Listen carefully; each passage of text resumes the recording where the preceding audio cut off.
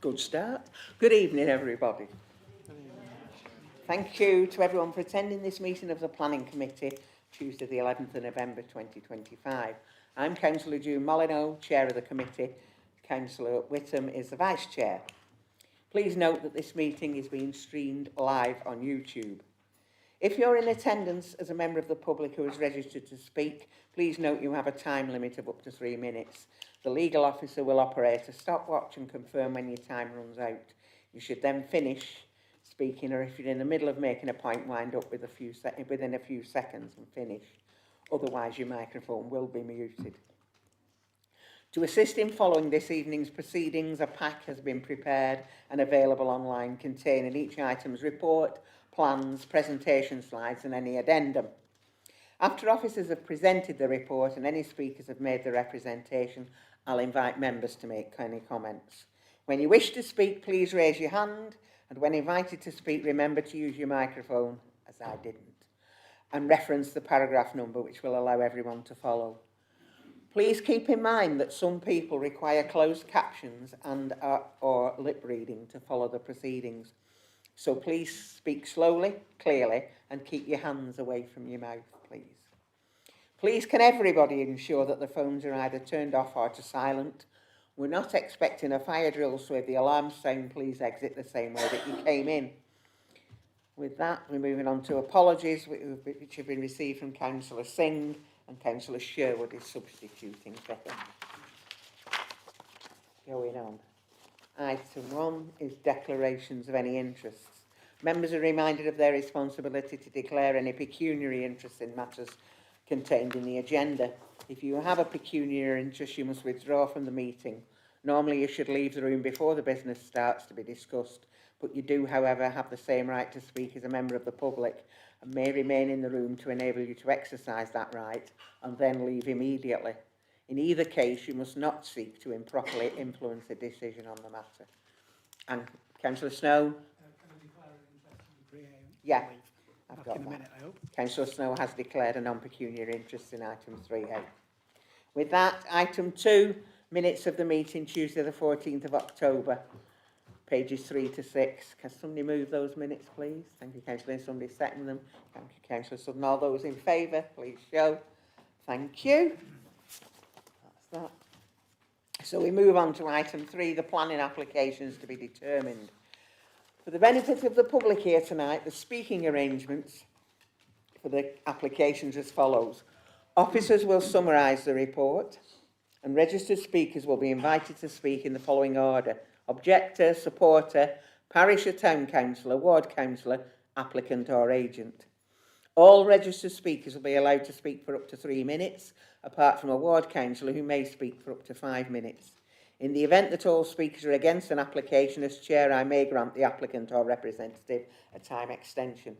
I would respectfully ask members of the public who have not registered to speak to remain quiet throughout the proceedings. With that, we move on to item 3A. 10 Ashfield Road, Chorley, pages 7 to 28, with an update on your addendum. Kevin's going to present this item, and the recommendation remains that planning permission granted subject to conditions. I have a number of speakers. I have got an objector, Kate Green, the ward councillor, Councillor Beaver, and the applicant, Jack Smith. Kevin, over to you. Thank you, Chair. This application is to change the use of 10 Ashfield Road, Chorley, to a 14-bed house of multiple occupation following the erection of a single-storey side extension. The application relates to the ground floor and basement of the building. The first floor, which is currently in use as a residential property, is not part of the application. The application site is located in the settlement area of Chorley, as defined in the local plan. The site is in a mixed residential and commercial area, and the ground floor of the building has a lawful office use. Approximately 80 objections have been received to this application, and these are summarised in paragraph 5 of the report and in your addendum reports. Lancashire County Council, as Highway Authority, and Chorley Council's environmental health officers have no objection to the proposals, and environmental health officers have confirmed that the house of multiple occupation will require a licence. The principle of the proposed use is considered acceptable as the site is within the Chorley settlement area where there is a presumption in favour of sustainable development. The proposals result in the loss of 338 square metres of office space. The loss of this office space will not result in an unacceptable loss given the low level of space that is lost and the abundance of office space available in the local area. The single-storey side extension is of an acceptable design and raises no issues in respect of residential amenity. The proposal will not have an unacceptable impact on the amenity of neighbouring properties in terms of privacy, overlooking or overshadowing. 5 parking spaces are proposed. At present, the site accommodates up to 10 vehicles, although they are currently parked in an informal manner with no marked out spaces. LCC have no objection, and the level of parking is considered acceptable given the sustainable nature of the site, which is close to local shops and services and public transport links within Chorley Town Centre. The site is located in a locally important area, which is a local heritage designation, and the proposal does not have an adverse impact on the character of the area. The proposed development is considered to be acceptable and in accordance with the relevant local plan policies. The application is therefore recommended for approval, subject to the conditions set out at the end of your report. Thanks, Chair. Thanks, Kevin. Have I got Kate, please? Okay. Yeah. The local concentration of HMOs is too high. Converting this property to a 14-bed HMO would, together with the 2 recently approved close by at 1 Ashfield Road and on the corner of St Thomas's Road, increase the population at this end of Ashfield Road by at least 36 residents. We are also close to further new HMOs on St Thomas's Road. This area has been a nice place to live, with its mix of houses and businesses close to the town centre. The proliferation of HMOs will detrimentally alter our area. The local infrastructure will struggle. The sewage system won't cope. There are already issues following heavy downpours. 10 Ashfield Road has internal drainage problems too, which will be worsened by its change of use and then impact further on neighbours. Not all the property on the location plan being discussed here would belong to the developer. The building's conversion to an HMO would impact dreadfully on the owner of the first floor flat, and their needs must be considered. Their position would be intolerable with, for example, increased noise. Parking is a problem for local residents and has been widely commented on in the many objections to these plans. The proposed conversion provides an insufficient 5 spaces, and the location of the 2 parking places on the Southport Road end of the building will block access to 4 garages on the site that belong to other parties. The building's basement is to be used for bike and bin storage. This is reliant on creating safe external access, which looks impossible considering the positioning of this space. Converting this property to residential use will lose valuable purpose-built office space and a place of local employment. One of the reasons why planning was approved for the office at 1 Ashfield Road to become an HMO, that there remained at that time a large office opposite at 10 Ashfield Road. The building wasn't designed for residential use, apart from the existing first floor flat. Airflow will be reduced when current working areas are repurposed. The existing office has its door and windows open in hot weather and air conditioning being used, so it seems likely that HMO rooms will be hot in summer. The rooms planned are small, 5 or only 10 square metres, and they are to serve as both living and bedroom space. The plans provide no communal dining, living or outside space. The kitchen areas barely meet minimum size standards and look too small for people to be able to sit down in, forcing residents to eat in their rooms, which for some would mean carrying food upstairs. The utility areas look small too. This lack of space will undoubtedly lead to areas of conflict. This isn't the quality of housing that Chorley should be approving for any people to live in. This developer has made a succession of amendments to their original plans, some only days before this meeting. This gives me no confidence about their professionalism. I'm left feeling that their prime objective is to pack in as many residents as possible.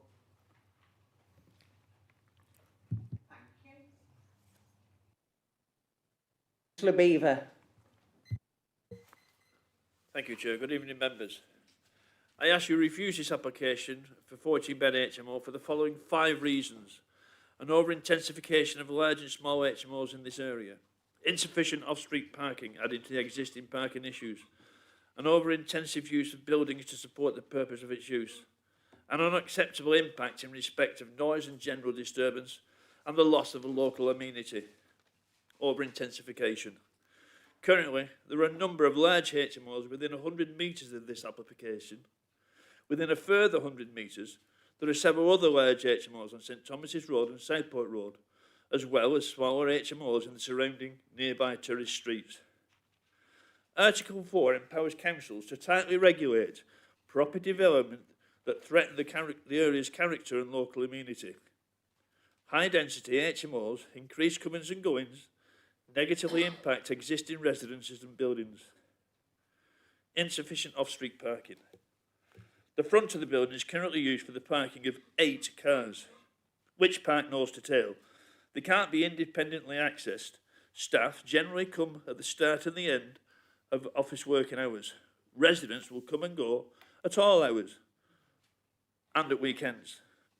LCC Highways said this proposal was unacceptable and they would not support the application unless a parking layout be provided for 8 cars, with a minimum width of 3 metres and a maximum length of 6 metres. This has not been done. The applicant's design and access statement tells us there will be parking for up to 8 vehicles, yet there are only 5 spaces on the plan. It also incorrectly says that the existing entrance to the car park has ample turning space.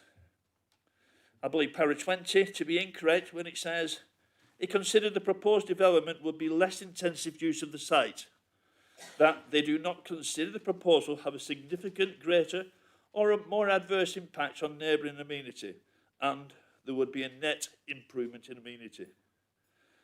LCC have said that no parking permits will be granted to this property. The area's parking permit only, and already at maximum capacity. So I don't understand why they state in para 6 that they don't have an objection, that the development will have no significant impact on highway safety, capacity or amenity, when the developer has failed to supply the requested number of parking spaces. Over intensive use of the building. There's a claim that the property will be managed, yet no office or facility for this is indicated, and there are no amenities for residents. Loss of local amenities, offices. Para 19 recognises the loss of needed office space, saying, this site currently provides a small amount of office floor space. Its loss would compromise smaller scale office requirements. In October, you granted planning permission at the Lost Bar in Fazackley Street for 14-bed HMO, with one of the units on the ground floor being redeveloped into an office. I said, I believe the town centre should prioritise retail units, not offices. The planning officers countered that and said office space is required. How then is the loss of the Ashfield Offices Road with parking spaces 10 times the size of that on Fazakerley Street. Much needed offices, not a detrimental loss. Unacceptable noise and level. There will be an unacceptable impact in respect of noise and general disturbance by the builders and the number of persons living in the building. The building was designed to be used as an office on the ground floor and apartment on the upper floor. It has shared gas, electric and water meters. The occupant of the first floor apartment is seriously concerned that one or all of the services will be interrupted either by accident or by design when builders break into the walls, floors and ceiling spaces to provide individual services. That's in addition to the noise they're going to make. She's also concerned the HMO will have a detrimental impact on the value of her property. Admittedly, not a material planning concern.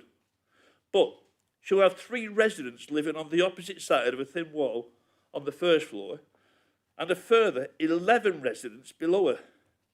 How can this not negatively impact the property value? Who will want to buy a property with 14 noisy HMO members? I urge you to refuse this application on the grounds that the proposal will result in an over-intensification of HMOs in this area, cause unacceptable impacts in respect of noise and general disturbance caused by the number of persons living in the building, and the proposal fails to provide the necessary level of off-street parking. I'll hurry up. The proposal is therefore contrary to policies B&E1 and ST4 of the Chorley local plan and policy HS10 of the emerging Central Lancashire local plan of the National Planning Framework. Should you be minded to approve this, I ask you to defer it for a site visit. Thank you, Chair. Thank you, Councillor Beaver. Have I got Jack Smith, please? First, I'd like to start by thanking the Chair and the members of the committee for both their time and their consideration. I'd like to thank the Planning Officer for working with us closely and carefully, producing a detailed report and recommending us for approval. The property at 10 Ashfield Road is currently occupied by the existing owner, but the owner has been trying to sell this property as an office since January 2022 with no success. Despite being marketed for a long period, there has been a lack of commercial interest, showing no demand for office use in this particular location. At the same time, there's a national housing shortage, and the council has not yet provided a 5-year plan to address it. Locally, the demand is clear. As of this morning, spareroom.co.uk currently shows around 30 people looking for rooms in this area, and only 8 are available. Our proposal directly responds to this need. I want to emphasise that we are not looking to provide a low-quality, unmanaged HMO. We're aiming to create a high-end HMO for working professionals seeking modern, serviced accommodation with bills included and a high-quality standard of living. This is not a typical HMO, and the stereotypes raised in objections do not reflect the type of tenants that we attract. For example, my architect has worked on a similar HMO elsewhere where one of the tenants is a pilot. Professionals who appreciate clean, serviced accommodation that's well managed and flexible for their lifestyle. This model attracts responsible tenants, which is exactly what we are aiming for here. The property will be fully managed by a professional management agent, ensuring high standards are maintained and tenants are properly managed to prevent any issues. We've also revised the plans, reducing the occupancy from 17 to 14 residents, with every aspect now fully compliant with HMO standards. All rooms will exceed building regulations with enhanced soundproofing so that neighbours and tenants are unaffected by noise. All rooms will, HMO residents typically have low car ownership, and we're providing 8 parking spaces plus bike storage for 15 bicycles. The site also benefits from strong public transport links as set out in the planning statement. The planning officers carefully reviewed all objections and in their report confirmed that there are no valid planning grounds for refusal.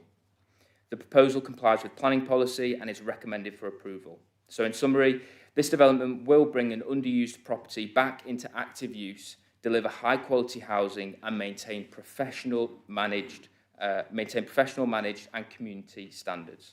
I respectfully ask the committee to support the officer's recommendation and grant this application.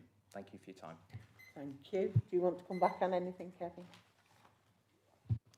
Thanks, Chair. I'd just like to come back on one particular point that was raised by Councillor Beaver about the application that was determined at the last planning committee. So the ground floor uses of that proposal were for mixed commercial uses, so they could have an office or they could have a shop. So it weren't specifically just for office use at the ground floor of that building. Thanks, Chair. Okay, so it's over to you, members. Councillor Wilkie. Thank you, Chair. Okay, so this is a very unusual building and it was actually purpose-built as offices. And obviously with the first floor occupier, owner-occupier, which is very unusual. So I've looked at all the representations against, and there were considerable, 78, it's pretty you know, that's quite high amount. And I'm not sure that this is the right HMO in the right area. There is an imbalance here in the locality. We have got a housing mix, office mix, but a lot of HMOs that have just been converted. There's one across the road. We have got 2 on Bank Street that I'm aware of. We've also got a bail hostel on the corner. So we have a lot of comings and goings in that particular area. And I do want to look at paragraph 20, and I agree with Kate, the speaker, for her reasons, and also concur with Councillor Beaver that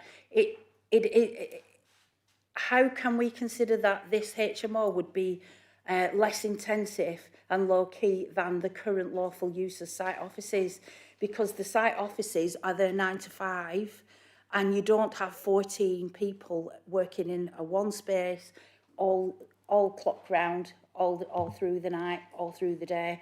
I have got concerns that it's very close to a very busy junction, and the parking will be a nuisance, and it does block garages. And I do think it will have considerable impact on the neighbouring amenity, and agree that again EM4 and BN1 of Chorley local plan, it will constitute a problem for neighbours, and I think it is actually proliferation. And I disagree with the paragraph 32 as well. It will have more impact for the reasons that I stated about the parking. I don't think 5 spaces or 8 spaces are sufficient for 14 proposed accommodations, and I have got consideration as well for paragraph 42. There is significant harm to the character, but also the amenity space, 2 kitchens for all those residents. There's no private lounge area.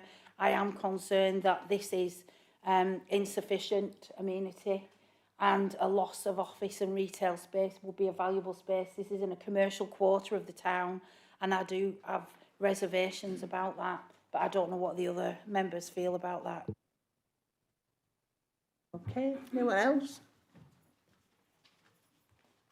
Councillor Hilton. Thank you, Chair. I agree with everything that the speakers so eloquently put, and Councillor Beaver. I think this is poor quality housing that is being proposed in front of us here, and I think rather than young professional people, some of the most vulnerable people in society will be put in these tiny rooms which may meet the basic standards. However, battery hens are allowed. Would we all say that that's okay? I certainly wouldn't, but that meets the basic standards there. There is no amenity space inside. There are 2 kitchens for people over 2 floors. I think this is just exploitation of vulnerable people in society for people trying to make money, and I will not support it. Thank you, Chair. Thank you. Councillor France. I think there's enough reasons been given to propose refusal on this one, on the B&E one, as Councillor Beaver mentioned. So I think there is too many HMOs in this area, and we've had similar problems in similar areas, so I would like to propose refusal. Anyone else wish to come? Councillor Green. Thanks, Chair. Thanks, Craig. To me, this is not designed as a place for professional people.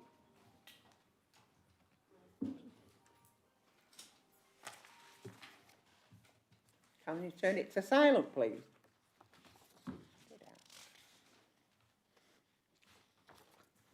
Thanks, Chair. Yeah. So for me, this is not a place designed for professional people to live in.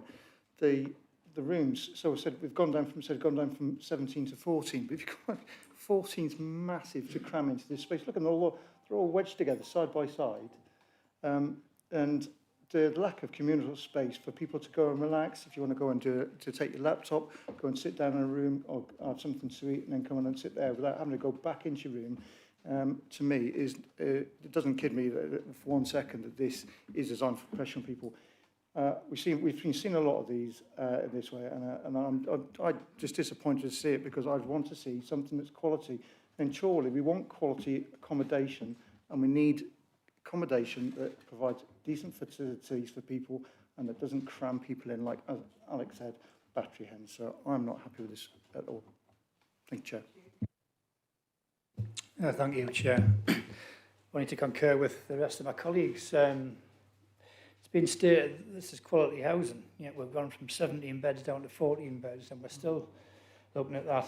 The majority of the objections that have been made, however, are building objections, and I could come in with dozens more, Chair, quite frankly, but this is a planning consideration rather than a building consideration.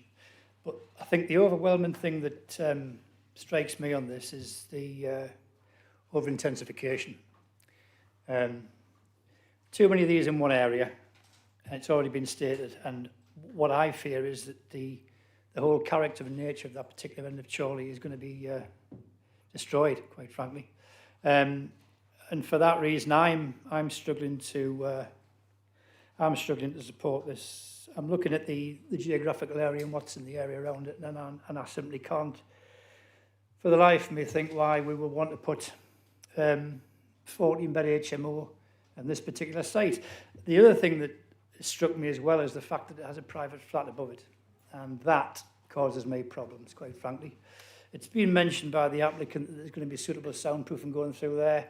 Again, that's a building matter, not for this particular committee, Chair. But for that reason, I can't support this application. Thank you. I've got Councillor Hilton and then Councillor Wilkie.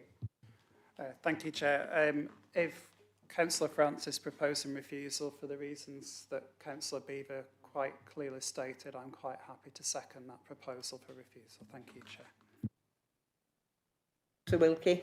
Thank you. I just wanted to come back as another consideration. And again, thank you, Councillor, for bringing my attention to the fact that there is a resident above. And it would be grossly unfair to that lady or person, I think you referred to, you know, to have, you know, underneath a built up to that level. You know, we haven't considered that resident's needs, even though it's not a planning consideration. I would like it noted by the committee that it is grossly unfair to that resident. Thank you. Thank you. Anybody else wish to speak, or if not, I'll move to the vote. I've had a proposer. Sorry, yeah. And I've had a proposer and a seconder for refusal. We're just kind of, the reasons being, 1 second, you can't type fast enough.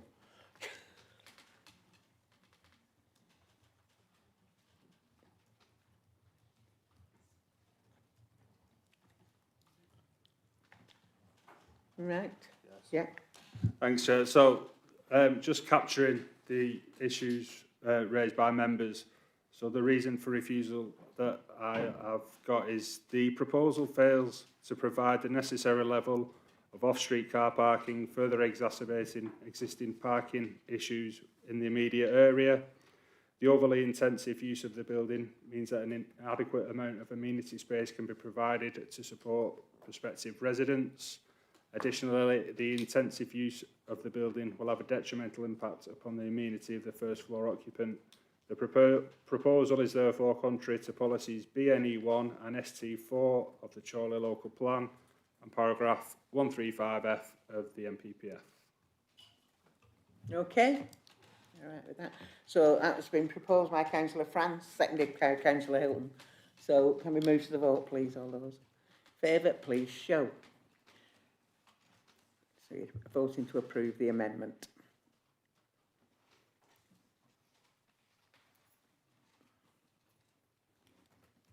Okay. Yeah. Thank you, Chair. Members have voted unanimously to refuse planning permission for the reasons that it's contrary to policy BNE1 and ST4 of the Chorley Local Plan and Section 135F of the National Planning Policy Framework. Okay, thank you. So if anybody has just come for that item and they wish to leave now, please do so. I will not make you stay.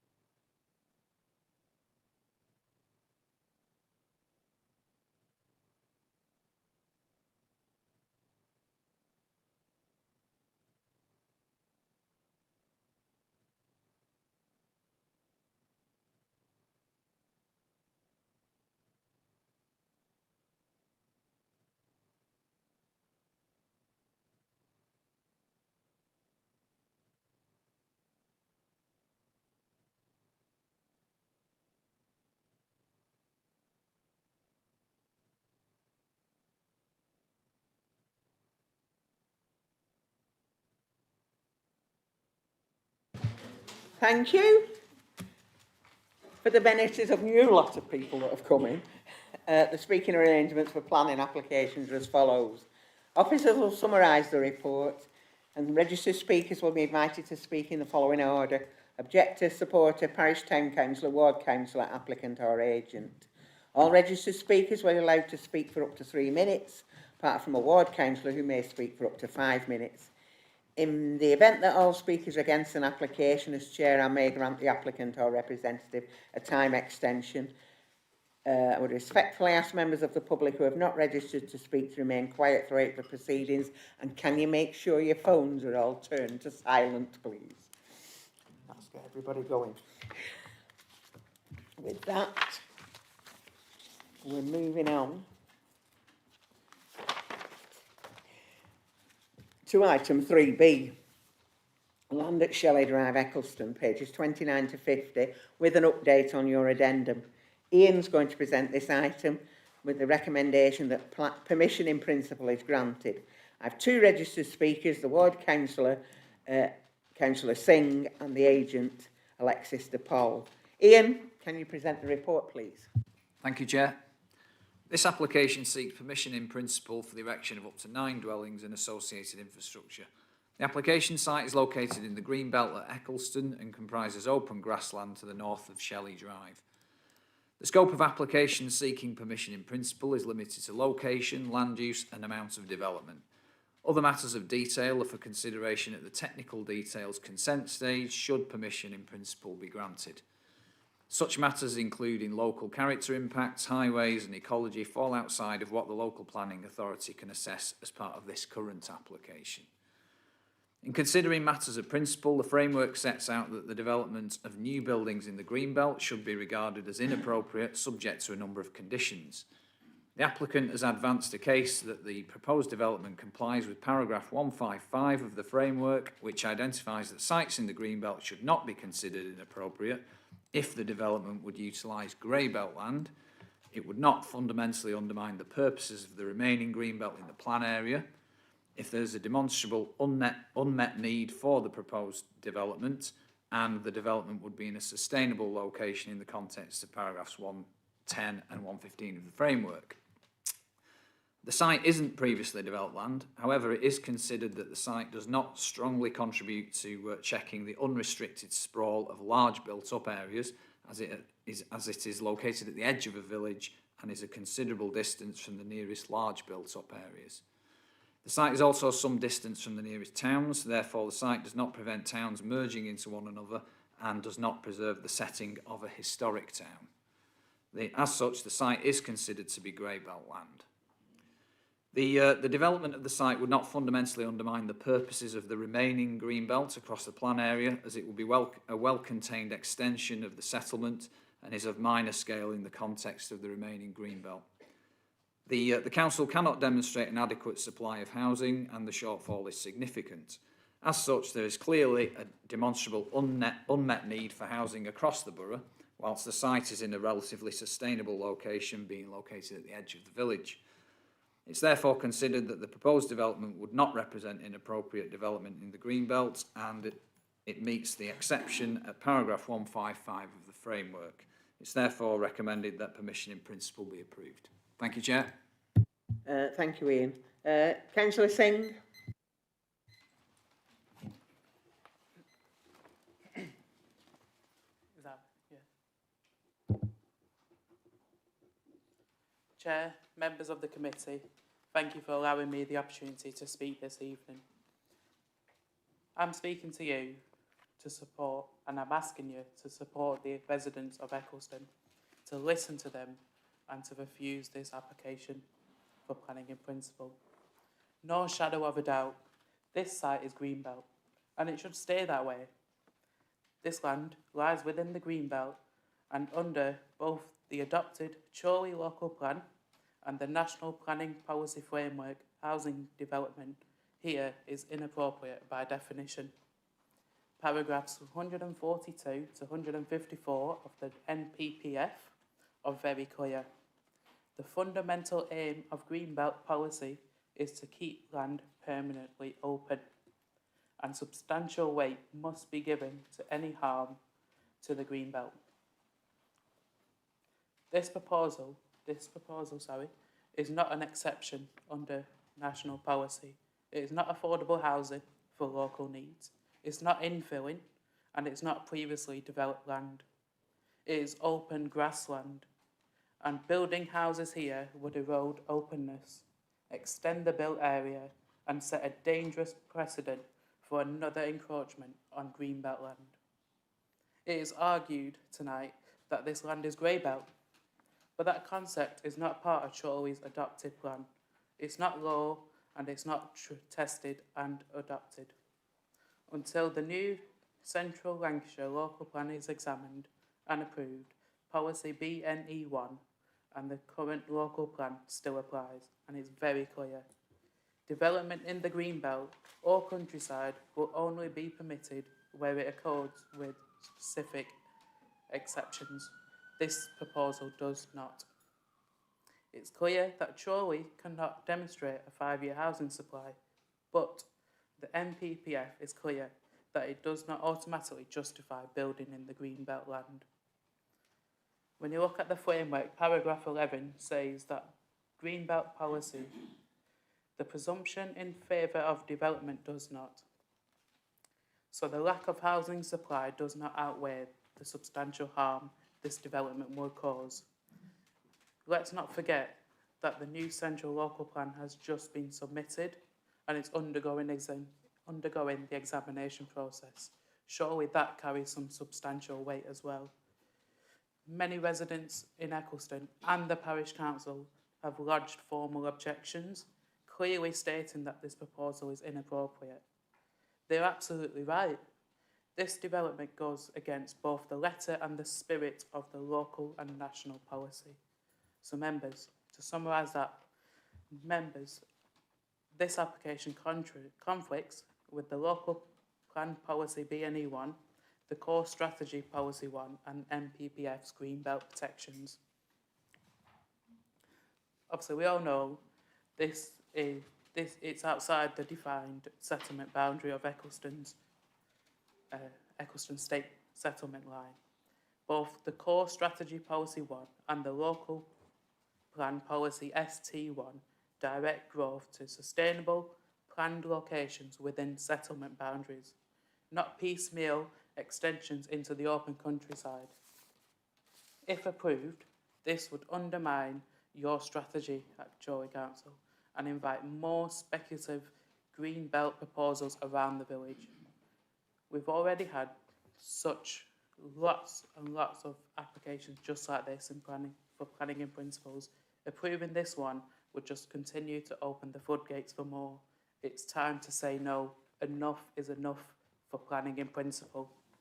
It harms openness, landscape and rural character. This field sits on rising land, clearly visible from surrounding properties and the footpaths. 9 new dwellings, access roads and lighting would permanently alter the landscape and urbanise the edge of the village. The core strategy policy 21 requires that development respects landscape character. This proposal fails that test.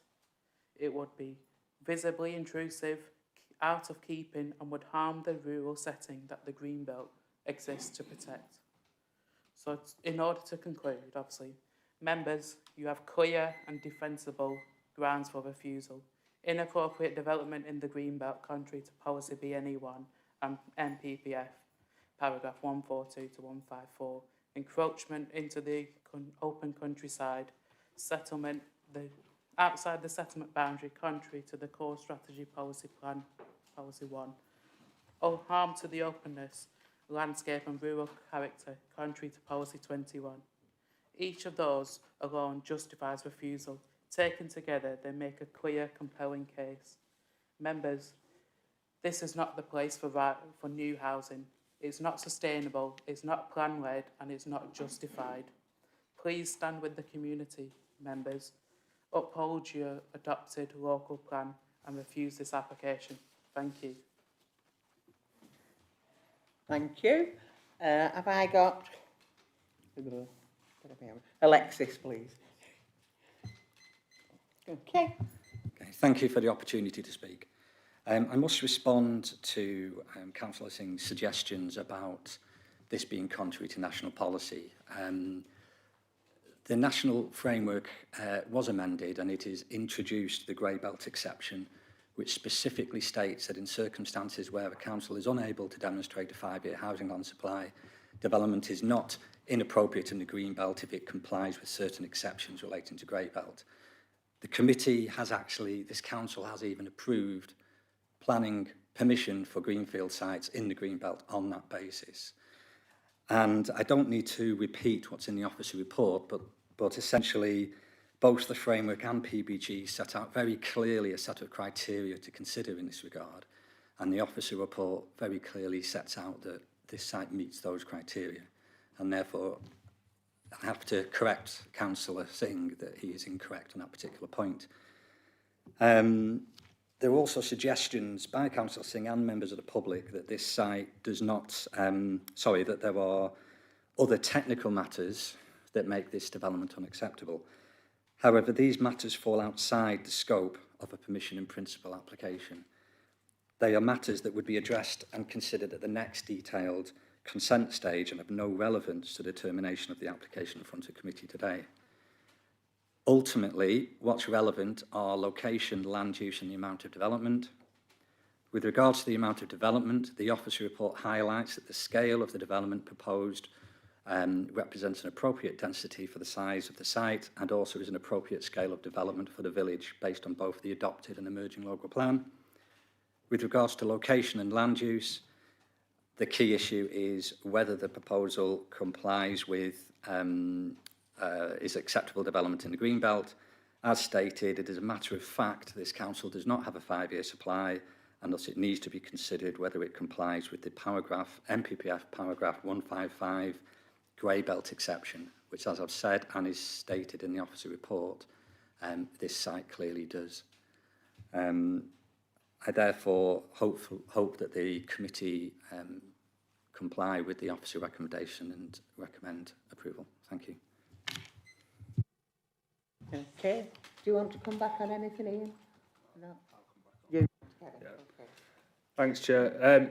Yeah, just to make the point on the greenbelt aspects in the MPPF, Councillor Singh's quite right in terms of the paragraphs that he quoted, that the proposals would be contrary to those paragraphs. However, as the council doesn't have a 5-year supply of housing, paragraph 155 is relevant, and the leading paragraphs are relevant. So the site, we consider that the site is a grey belt site, and we have an unmet need for housing. So therefore, in accordance with paragraph 158, we need to give that significant weight in favour of the grant of permission for this site. Just to give members some reassurance, we are obviously only able to consider a very limited number of issues with permissions in principle. If approved, the applicant would have to submit a technical detailed consent application, in which we would consider all the issues such as highways, impact on amenity, privacy, impact on the landscape, everything that we would do as part of a normal planning application. And that gets advertised to the public in the normal way, and members have the ability to call those applications into planning committee if they wish to at that point. So I would just like to give members some reassurance that a lot of the issues raised are technical matters, but they will be looked into as part of any technical detailed consent application in the future. Thanks, Chair. Okay. Over to you, members. Councillor Wilkie. Thank you, Chair. Okay, so this is a small minor residential development in Greenbelt, and I listened to Councillor Singh's very convincing argument. I also have read all the objections, and I've also listened to the developer.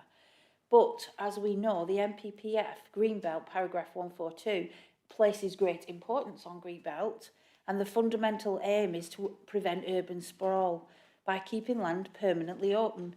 This is a village. We know that the rural settings are disadvantaged with these PIPs, and this committee has been inundated with PIPs, and this is a PIP too far, in my opinion. Eccleston is actually a historic village, and if you look at paragraph 143, Greenbelt states 5 purposes. And if I can just direct you to D, to preserve the setting and special character of historic towns. Eccleston is a historic village which is listed in the Domesday Book and of 1086, and it was known as Eccleston. It's a medieval history of settlements dating back to the 14th century and has a 14th century church on site. It's got Ingram's Farm, Bradley Hall Farm, built on moated sites from the medieval period. This is a historic village. The preservation of this village is important to keep these green spaces open. When you drive down a village, you don't expect to see every little green space filled in with infilled properties. And let's be honest, these properties are not low cost. These are not going to give any of the residents any benefit of affordable housing. They're going to slap bang in this space 9 detached, very pretty, very expensive houses. So I disagree. This is not grey belt, and it's a nice try, but it is not grey. It has never been previously developed. It's green. It's green. It's greener than green. So I do not agree at all. Thank you. Okay, Councillor Whittaker. Thanks, Chair. Kevin talks about this being, and the applicant talks about permission in principle. I have some objections to permission in principle, simply because if we were to give permission, it will be very difficult, whatever details they come back with, to refuse it. It's a developer's charter. There's been developments in Eccleston for several years now, and this will just wind up all the things from Bradley Lane, the next one on the application, New Street, behind St Agnes's Church, and down to thing. It will just do that. And when you look at the presentation, you couldn't get any more green than the stuff that's been shown up there. It's a pasture. The development is not proposing anything that will deal with issues of affordable housing. They're talking about 9 properties, 3 4-bedroom properties. They're not going to be anything that's low cost that people can afford. And I think that's the difficulty. It's open countryside. We've consulted, the residents are here in numbers. Eccleston Parish Council object. The residents object. The 3 ward councillors object. They all can't be wrong, Chair. They all can't be wrong. And this nonsense about grey belt, which is something that's just thrown in, when you look at the presentations, it's plainly green as it could be. And anybody knows that. When we talk about the issues, permission in principle, it's addressed as Shelley Drive. Shelley Drive drops onto Langton Brow. It's a very, very difficult junction. It's built up on both sides. It's a steep road. You can never get a solution that would, another 20 or 30 cars going out there, you could never get one that would be satisfactory. And some of the strange comments that come from Lancashire these days, who don't object, almost beg a belief, Chair. So I'm proposing that this application be refused. If the applicant wants to go to appeal, he can go to appeal. We've got a local plan. Our local plan is being submitted and it's subject to consideration shortly. So we're not breaking any rules around anything else. The borough-wide there is a shortage of properties, but this development is not going to solve that. So I'm giving a proposition, Chairman, that this application be refused, and I hope members will agree with me. If they don't, I give you a notice of another proposition. Thank you, Chair. Councillor France. Yes, quite happy to second Councillor Whittaker's proposal. Any other comments from anyone? Councillor Sherwood and then Councillor... Thank you, Chair. This is Greenbelt. It isn't infill and it is a historic area. Thank you, Chair. Councillor Southern. Thank you, Chair. So once again, we're finding ourselves with another planning in principle. Just for the sake of clarity, planning in principle is not a particularly new thing. It's been with us for a few years now. But what has changed is the National Planning and Policy Framework and its definition. Could I ask if we could bring up agenda page 34, please, Chair? Could you ask what? Page 34. Nope. Item, agenda page 34, paragraph 27-28, please.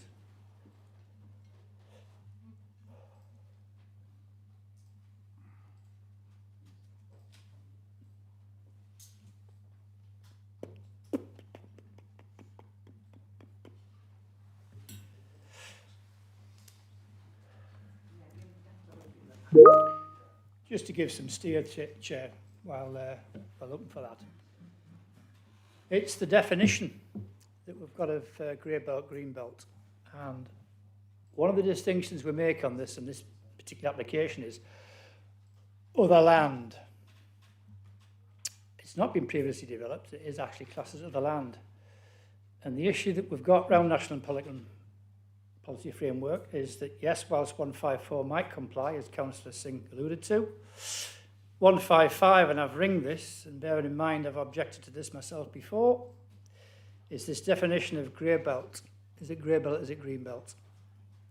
No matter, Ian. Could I ask you, Ian, could you just give us a rough, for the benefit of the audience and people watching, could you give us a brief explanation of what other land is, please? Through you, Chair. Other land is all other land that isn't previously developed land. Yeah. Thanks, Chair. And that basically is the problem that we have here, because the other point that's been made is under the current local plan, we have this scenario what we call tilted balance. And the tilted balance is in favour of development because we can't demonstrate a 5-year supply. And as much as I would like to say the new local plan, the Central Lancashire local plan, which hopefully gets adopted, has some bearing on this, at this particular stage in the planning process, it doesn't. And this is why we have these scenarios where we have these speculative planning applications coming every week, as my colleagues have alluded to. Every week we have a planning in principle comes in, and we're sitting here scratching our heads going, well, it's got to be greenbelt because it's a green field. It's got sheep in it, it's greenbelt. The definition, however, under 155 of National Planning and Policy Framework is grey belt. And sadly, and as much as it pains me to say, this particular development is grey belt. Not my definition, unfortunately, ladies and gentlemen. Somebody on a bigger pay scale than me has basically said this is what it is. So I can't, at this stage, I'm happy to hear what other my colleagues say, but at this stage, my particular slew is towards this definition of grey belt. Councillor Lowe. Thank you, Chair. I've listened to the objectors, listened to the supporter. I've read the report. Just one clarification to my mind and draw members' attention to paragraph 11 of the report, where it says the site is within the green belt as defined by the current local plan. This designation does not change under the submitted Central Lancashire Local Plan 23-2041. Bearing in mind the comment what Councillor Southern has just said, that seems to be inconsistent with what he's just said. I'm minded to support Councillor Whitaker's recommendation for refusal based on inappropriate use of the green belt for those reasons, and also bring members' attention to paragraph 21 of the report, which talks about paragraph 153 of the National Policy Framework, going on to paragraph 22 of the report, where it talks about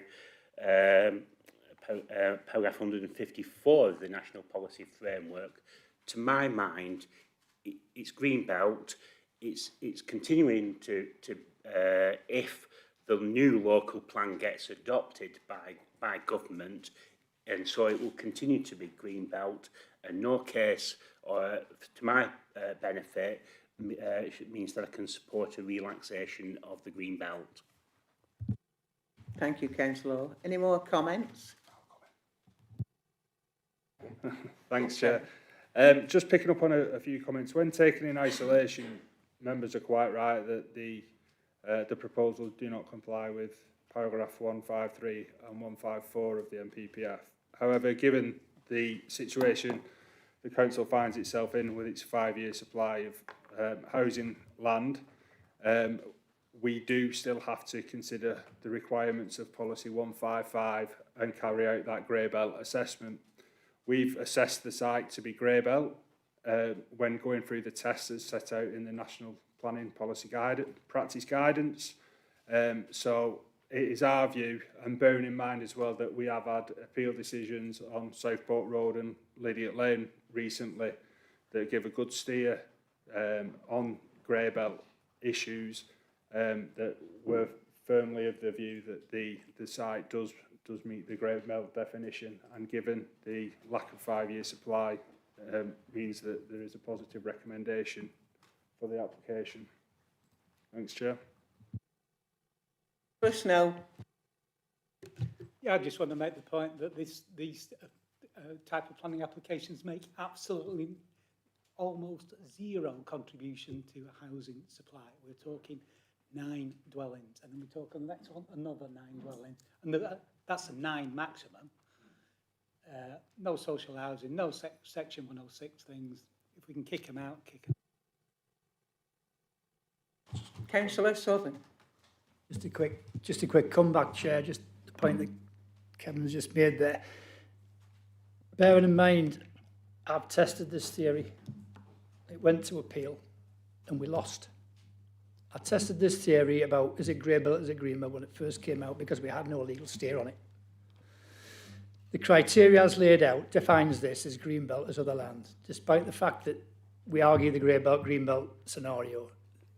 Under the scenario, under the test, it's grey belt. If it goes to appeal, we'll lose. And for my mind, I'm sorry, much as it pains me to say this, and I'm a Maudsley lad, so I'm all rural, yeah? I don't like these pips any more than you do, and Chris is perfectly right, Chair. It's 9 houses. It's not a massive development. We've got other stuff in terms of bigger ones coming along the line. That's a separate issue. But I'm sorry, I've tested this theory, I've tested the 155, and we're lost. So I'm sorry, this is grey belt. Councillor Whitaker. Very briefly, Chair. It's no good talking about other developments that have gone through and been through. Each application is considered on its merits. That's what we're doing here. It's no good referring to all these other ones. My proposal still stands, Chair. Thank you very much. Thanks, Councillor Whitaker. I was going to say something very similar, that we do each application on its own merit. We don't renew. So, anybody else wish to make any comments? If not, I'll move to the vote. Sorry, so can we be clear what we are refusing on?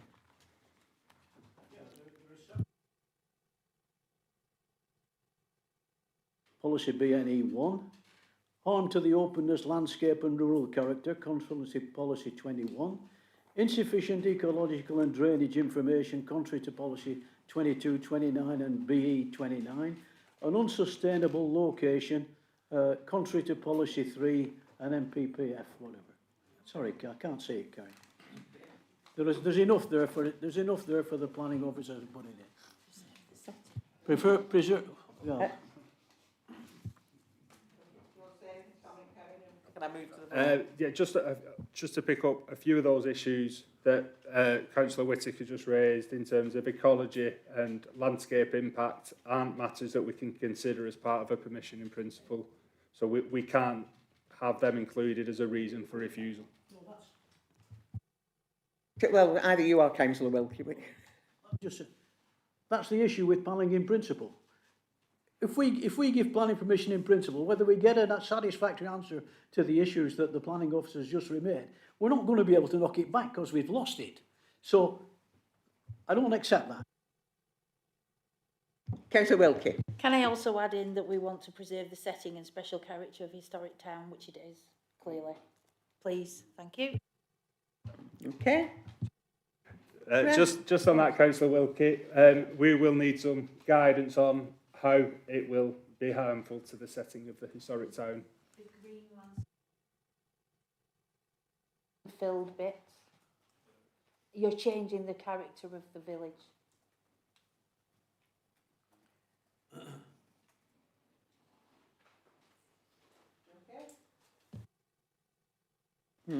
I'm going to move to the... Right. I have a proposal for refusal and a seconder. And I have nothing else, so...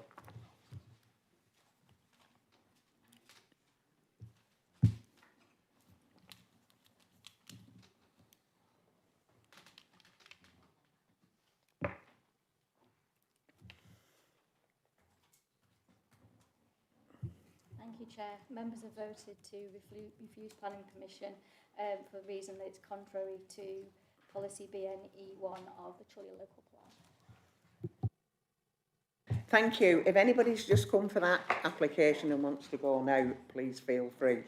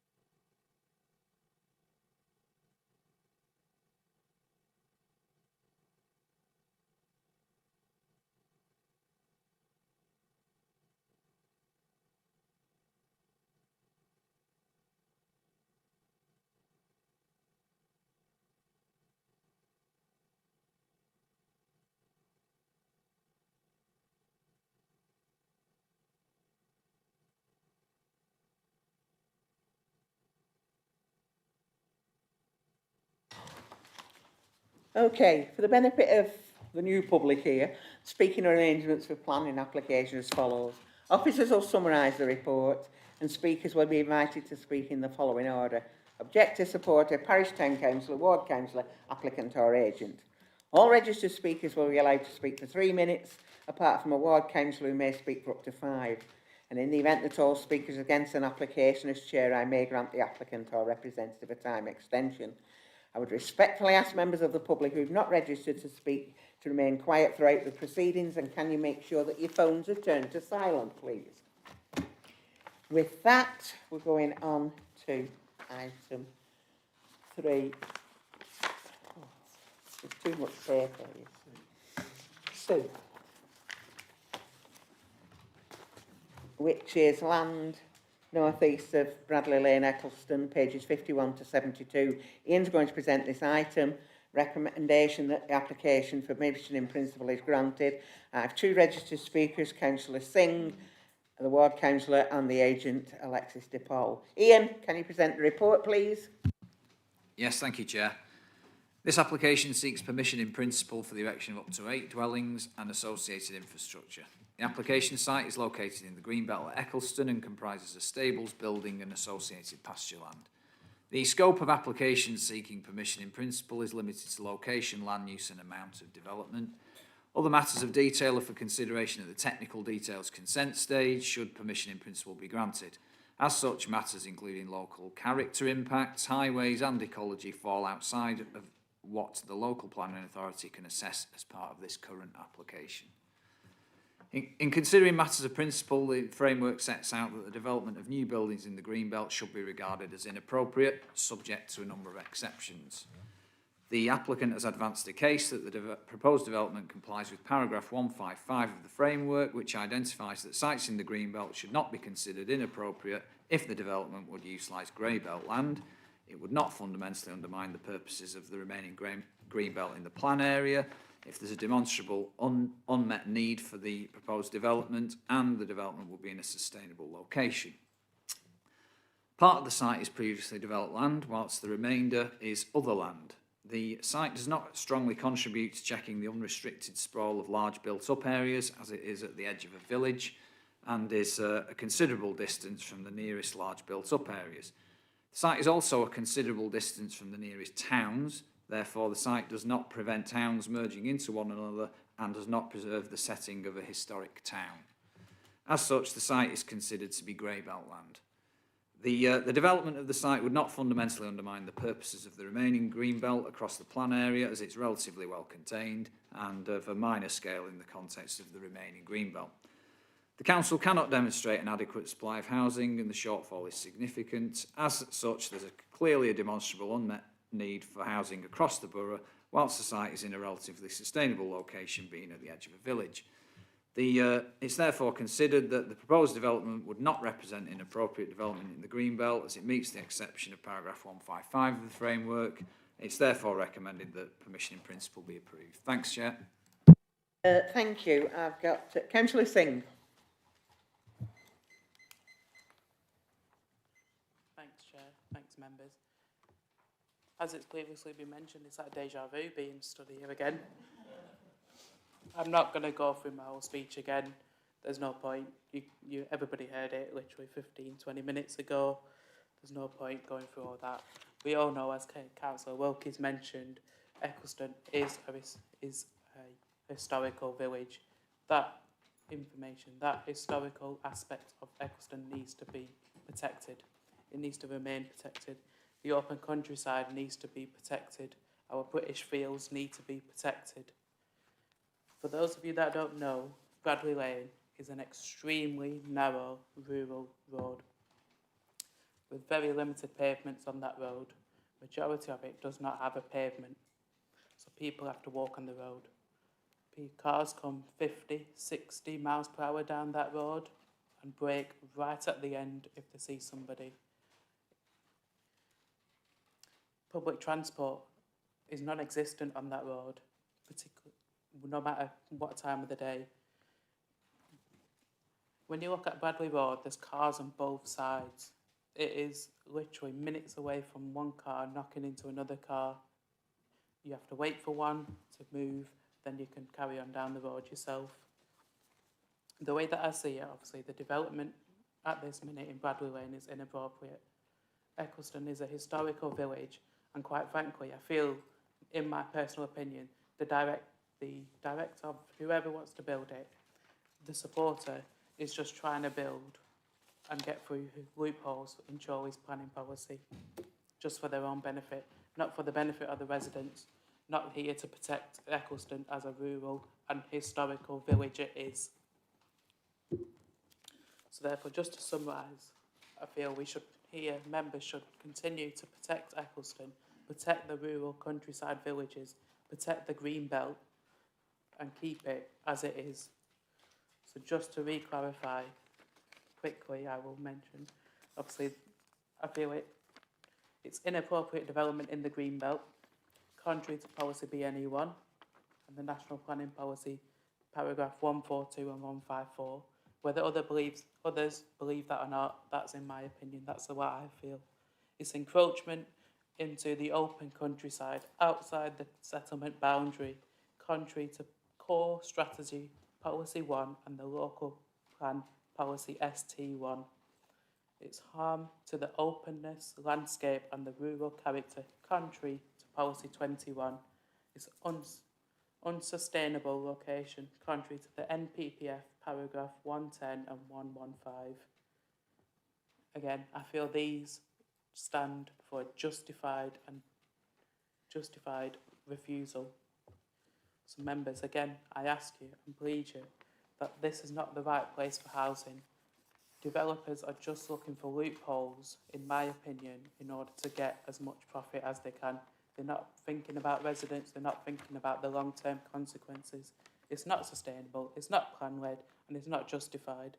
So please, again, stand with the community of Eccleston, stand with the parish council, and uphold your local plan. And please refuse this application again. Thank you very much. Thank you. Alexis, over to you. I'm just going to go straight to certain points that were raised previously. Number one, yes, every application needs to be considered on its merits, but the committee, it's been established both in planning appeals across the country and in Chorley, and by this council themselves in planning permissions granted, that the fact that a field is undeveloped and is just an open field has no bearing on whether it's grey belt or not. There are issues to consider in relation to whether a site meets the grey belt test, but whether it's a green field is of complete irrelevance to that point. Secondly, Eccleston does not meet the MPPF test for a historic town. Thirdly, there's a lot of concerns raised about technical issues. The reason a PIP is different to an outline application is if outline planning permission is granted, these issues such as highway impact and certain technical issues aren't necessarily relevant at reserved matter stage. With a PIP application, because these technical details are not considered, then at technical detail stage, if the council considers there are highway problems that make the development unacceptable, they can refuse permission at that detail stage. That's why these technical issues are not relevant to a PIP application. And then finally, there's suggestions that this is not a sustainable site. It is Eccleston has been established repeatedly as a sustainable location for development. A development of this scale, other than the fact it's outside the settlement boundary, is fully in accordance with both the adopted and emerging plan in terms of the scale of development appropriate for Eccleston. So ultimately, by all means, if the committee consider the site not to be grey belt because of the 3 tests that they are required to consider, but I urge you that they are, the site does comprise grey belt for those purposes, as set out in the officer report. It is simply incorrect for the committee to say this is not grey belt simply because it's a greenfield site. Thank you. Do you want to come back on anything? Thanks, Chair. Just to reiterate my previous comments that the council doesn't have a 5-year supply of deliverable housing.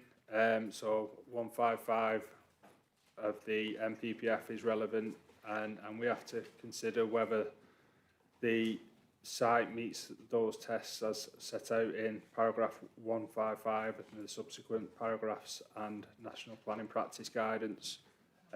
We can only consider certain aspects of this proposal, and as the speaker just referred to, we can refuse planning permission at technical detail stage should there be a technical reason to do so. Thanks, Chair. Okay, over to you, members. Councillor Whittaker. Thanks, Chair. I'm not going to repeat all the things that I said earlier before. They're very much the same thing. Planning in principle is an issue. As the applicant talks about certain issues not being relevant, highways issues and issues like that and traffic and over like that are very, very relevant, both to the people that live in Eccleston, the parish council that represent it, and the ward councillors that live there. But you looked at the presentation, it's not just a field, it's open countryside. It's open countryside. It's not, we're not talking about one field that's just at the edge of a little place and just going to get built on. We're talking about open countryside. We're talking about Bradley Lane, and you looked at the plans, if you looked at the drawings, they're shown on the presentation, it's significant development. It's about a quarter of a mile from the other one we've just been talking about, and it's meant to round off. Eccleston has had development like it's coming out of your ears for the past 5 years. There's another 200 houses down Doctor's Lane, 100 houses down Doctor's Lane. That people use Pear Lane, Rat Lane, Bradley Lane as a rat run to get through to Chorley. It's not good enough. It's not acceptable. It's not acceptable to the parish council. It's not acceptable to the residents. You've had complaints about that. And it's not acceptable to the ward councillors who have to go and defend planning permissions.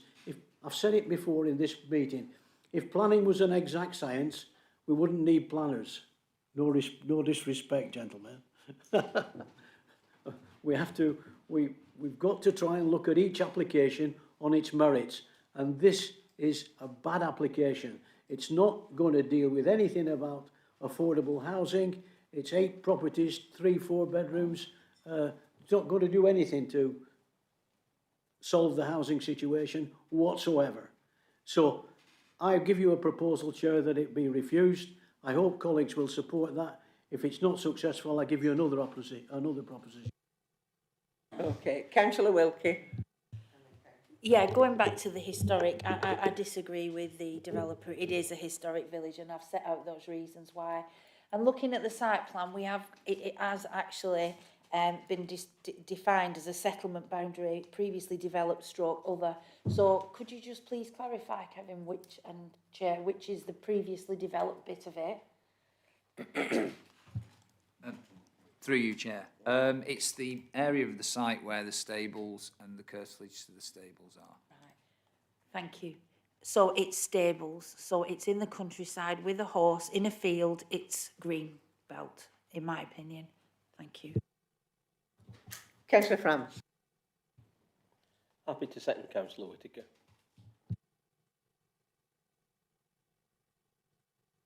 Anyone else wish to comment? Councillor Southern. Might as well put me 2 anything, Chair. I don't need to reiterate what I previously said. This is exactly the same scenario, except for the fact this is previously developed another land. It's grey belt, I'm sorry.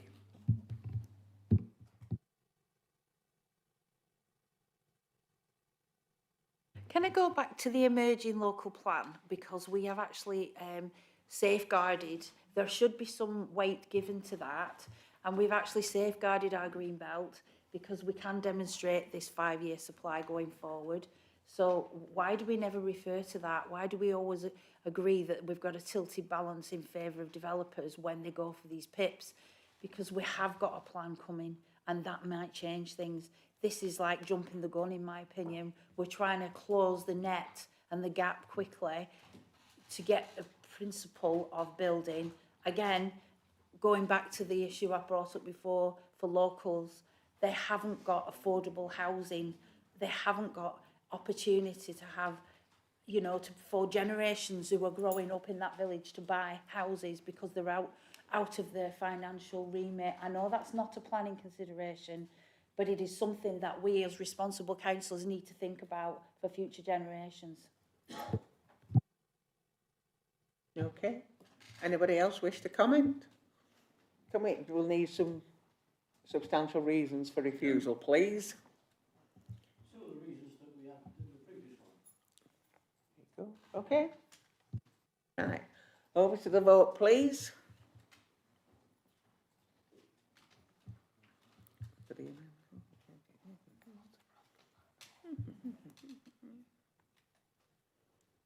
I have voted.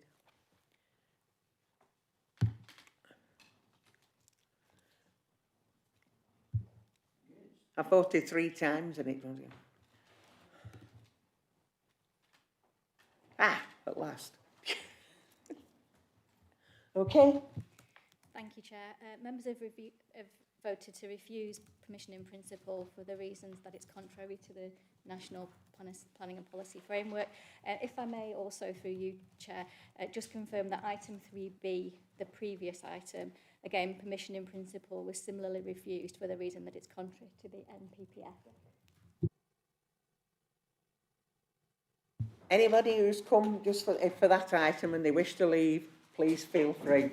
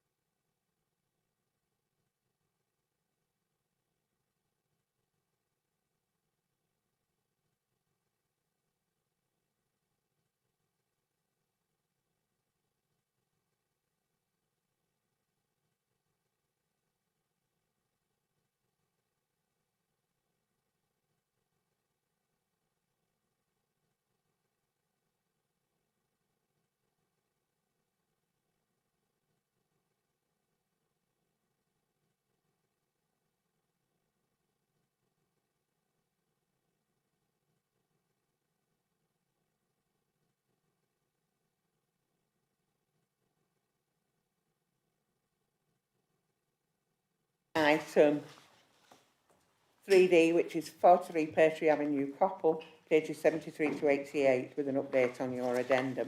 For the people who've just come in, the speaking arrangements for the applications are as follows. The officers will summarise the report and registered speakers will be invited to speak in the following order: objector, supporter, parish or town councillor, ward councillor, applicant or agent. All registered speakers will be allowed to speak for 3 minutes, apart from the ward councillor, who may speak for up to 5. In the event that all speakers are against an application, as chair, I may grant the applicant a time extension. I would respectfully ask members of the public who have not registered to speak to remain quiet throughout the proceedings, and can you make sure that all your phones are turned to silent, please? Okay. So as I say, it's 43 Pear Tree Avenue. Kevin's going to present this item, and the officer recommendation remains that full planning permission is granted. I have 2 registered speakers, the ward councillor Julia Berry and the agent Michelle Donaghy. Kevin, can you present the report, please? Thanks, Chair. This application is for the change of use of 43 Pear Tree Avenue, Coppull, from a dwelling to a young person's care home, accommodating up to 2 young people with carers as required, but no more than 2 carers resident overnight. Carers will work on a rota basis. The property is a 4-bedroom detached house with a garage, driveway and rear garden, and is located in a residential area. No internal changes are proposed to the property. The care model involves 2 support workers on 48-hour shifts with a manager present during office hours. Shift changeovers will occur every 2 days, and additional specialist support may be provided when required. The home will operate much like a family unit with 2 young people and 2 adults overnight, and typical comings and goings from school runs and visitors. 14 letters of objection were received in respect of this application and are summarised at paragraph 6 of the report. LCC Highways have no objection, subject to a condition ensuring that the parking spaces are provided and an informative about extending the drop curb. Comments have been received from Environmental Health, which are detailed in the addendum report, and this raises a number of issues currently experienced at a similar type of property nearby, as well as management and regulatory issues. These are not material planning considerations that can be taken into account when deciding this application. The site is within the settlement area of Coppull, where sustainable development is supported. The proposal remains residential in character, with the young people and carers forming a family-like unit. No external alterations are proposed, except for the extending of the parking area to the front of the property, which is in keeping with other properties in the street. The level of activity, noise and comings and goings are considered similar to that of a typical family home, and a condition will limit occupancy of the property to 2 young people being cared for, ensuring that the use does not intensify beyond what is currently proposed. 3 parking spaces will be provided at the front of the property, and Highways officers are satisfied that this is adequate and have no objections subject to the conditions requiring this. The proposed development is considered acceptable in principle. It complies with relevant local and national policies, including those relating to amenity and car parking, and it is recommended that the application is approved subject to the conditions listed at the end of the report. Thanks, Chair. Thank you, Kevin. Councillor Berry, over to you. Thank you, Chair.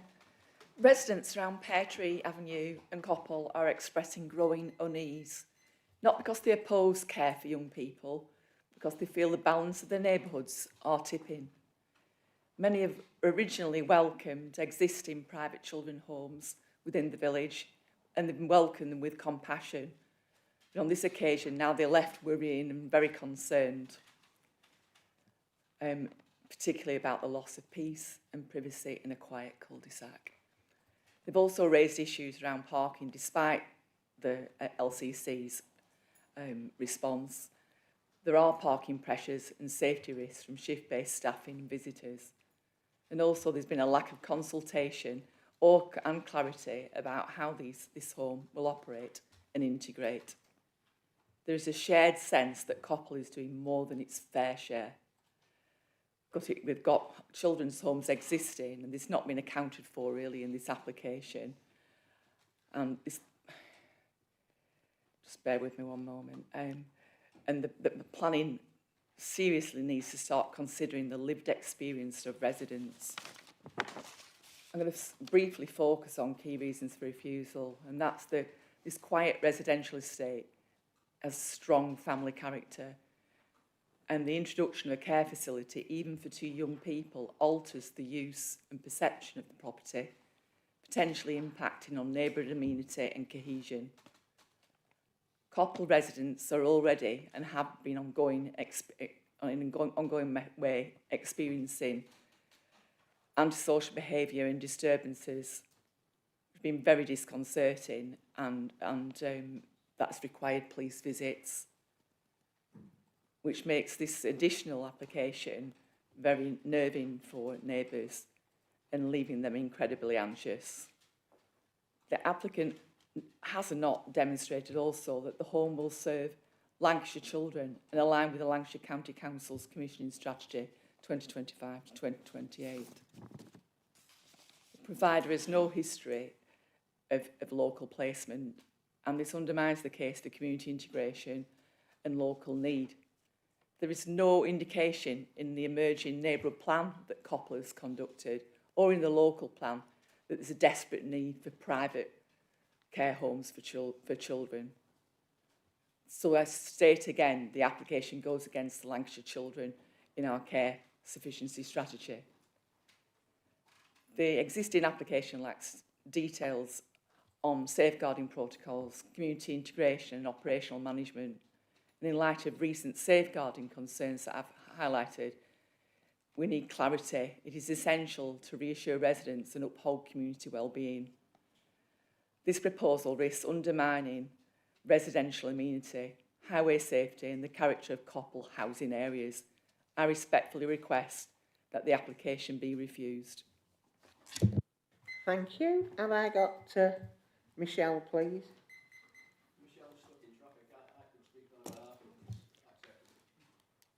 Sorry? Michelle's stuck in traffic on the M6. Oh, and you're going to speak up, yeah. Yeah, you can do, yeah.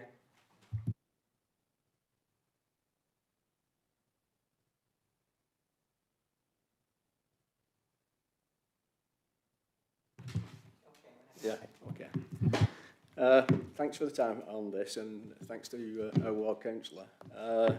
I'm a resident of Fir Tree Avenue, and one of the main things for me on this is there is already a care home directly opposite this property, which we have issues with traffic and parking already. But what I want to do is put across some key points for us, if that's okay. Because the use can be changed from C to C2, I get it the wrong way around, was it C3 to C2 for this application? But in further years, can that be changed as well? If you would please, yeah? You might think where I'm going. You might think where I'm going on this. Yeah. Okay. Yeah. Okay. Right. So, our questions really is, what is Lancashire County Council's attitude to care home clustering? Should there be care homes in such a property?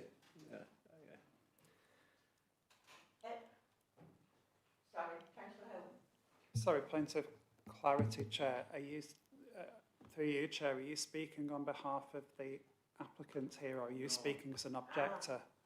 Well, then you can't speak because it's supposed to be the agent is supposed to be speaking.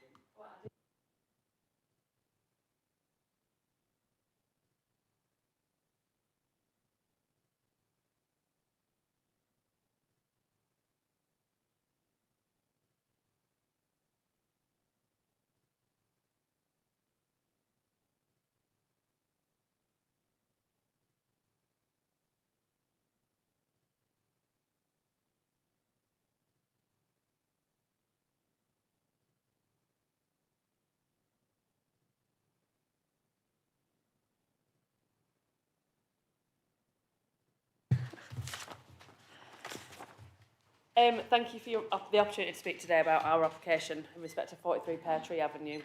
We are seeking a change of use from a single home to a small class 2, C2 children's home for 2 children aged 8 to 17. Our aim is to create a safe, caring and supportive home for young people who, through no fault of their own, need stability and compassion. This will be a small family-style home, helping children feel part of ordinary community life, not a large institution. We've worked within the county for several years and our management team has extensive experience running similar homes positively. We completely understand that neighbours have raised concerns and I'd like to respond to some of those directly. On traffic and parking, the property will have space for 3 cars on site and there will usually be just 1 or 2 staff vehicles at any time. We don't expect any more traffic than a normal typical family home. On noise or disruption, our aim is to create a home that will be calm and structured with staff providing 24-hour support. It isn't a workplace or a drop-in centre, it's simply a home where 2 children will live in a safe environment and hopefully feel part of a family. Some objections mention HMOs or property damage. To be clear, this is not a HMO, it's a registered children's care home, fully regulated and professionally managed. The staff are trained and committed to keeping both the home and surrounding area well maintained. We've also heard worries that the house might become what is described as scruffy like another property nearby, which is the other care home, I believe, within the comments. That won't be the case. We take real pride in our homes. They're regularly inspected and kept to a high standard, so they blend into the neighbourhood. It's been noted that there's already another care home across the road. We understand that concern, but there is a genuine and growing need for small, high-quality placements like this one. Having 2 well-run homes in close proximity doesn't double disruption. It doubles the care available to those who need it most. As the officer's report confirms, there are no objections from statutory consultees, including county highways, and no technical issues outstanding. We've worked hard to make sure this proposal is sensitive, safe and well managed. We want to be good neighbours, with the children attending local schools, joining local clubs and being part of the community where possible. In summary, we respectfully ask for your support to approve this change of use, helping us provide stability for vulnerable children and create local jobs, whilst maintaining 43 Pear Avenue as a valued, well-kept part of the community. Thank you. Okay, thank you. Do you want to come back on anything, Kevin? Thanks, Chair. Just to come back on one point which the original speaker referenced, but Michelle has just also referenced about the potential for a HMO at the property. So use class C2 does not have any permitted development rights to change its use, so it cannot become a HMO or anything else without needing planning permission first. Thanks, Chair. Okay, right, over to you, councillors. Councillors. I'm a Lancashire County councillor, and I've had various presentations from county councils, children's services. I understood that there actually, in Lancashire, we have sufficient properties to care for children. What is happening that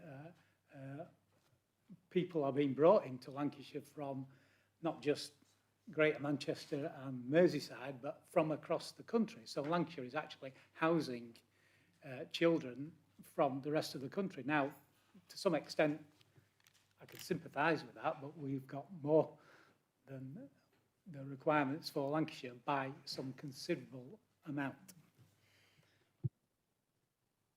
Okay, I've got Councillor Hilton and then Councillor Will. Thank you, Chair. This is small-scale development, and I appreciate that there are 3 parking spaces available, but at shift changes that might double. This small-scale development often houses children with complex and additional needs, so there's likely to be lots of other people coming and going, social workers, teachers, that kind of thing as well. So I would question whether the parking there is sufficient, and I think it may move parking onto Pear Avenue itself and cause some problems there. I'm really concerned about what our Public Protection Department has said, and this, I'll quote it verbatim.